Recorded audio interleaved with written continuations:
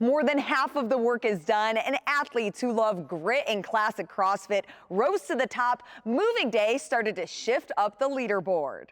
Welcome to the Desert City Cool Down Show. I'm Lauren Khalil. Day 2 kept a handful of familiar names at the top of the leaderboard, but the order of where those athletes ended the day is where we saw the shifts.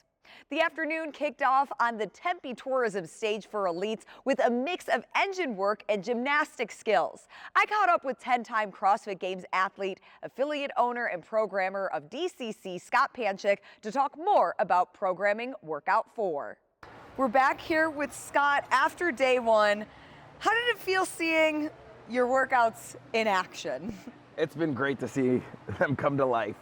You know, you visualize these things at home and you're trying to think about the environment and the equipment that you have and the athletes that are taking the floor, and it's just, I don't know, there's something special about it.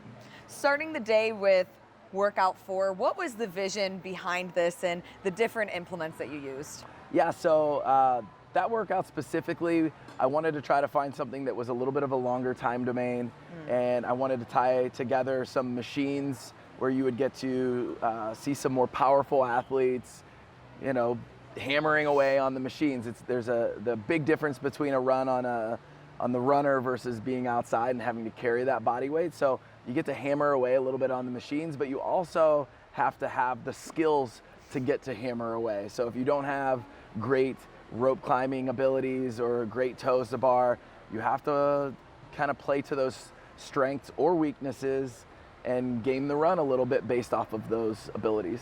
So is that the mindset? Because when you look at the time cap and the format, this one's pretty aggressive if you even want to get to the last run or finish it. 100%, and we knew it was aggressive time cap. We kind of looked at it and used the CrossFit Games where they finished on the Echo bike, or an old regional workout where we finished on the rower, and you see people like just gutting it out for every calorie and every meter. So we wanted to kind of carry that same thing over onto the runners. And with it being a run, it was really great because 1 meter, 5 meters, 10 meters would separate people, and it didn't have us in a tie situation very often. And even speaking to running, and we can talk about it more tomorrow because that's when we'll see more, but yeah. Over the past couple years, it seems like running is becoming more and more important in the sport of CrossFit. Why do you think that is? Yeah, running is something that we obviously do every day in our CrossFit gyms. It's something that's very difficult to test online, to keep you in camera, and it's usually like some type of shuttle run. So when we get into competition, we want to make sure that we get to check that box.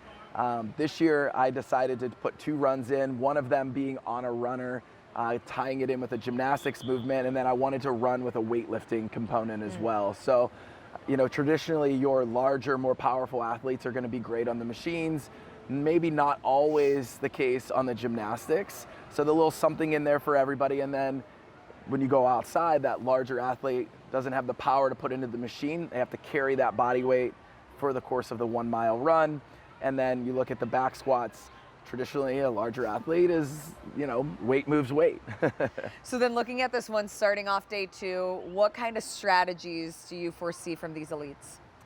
Yeah, so I would say strategy-wise, you got to look at your toes to bar and rope climbing abilities. And if you feel those are proficient, then you got to put the hammer down on the machines.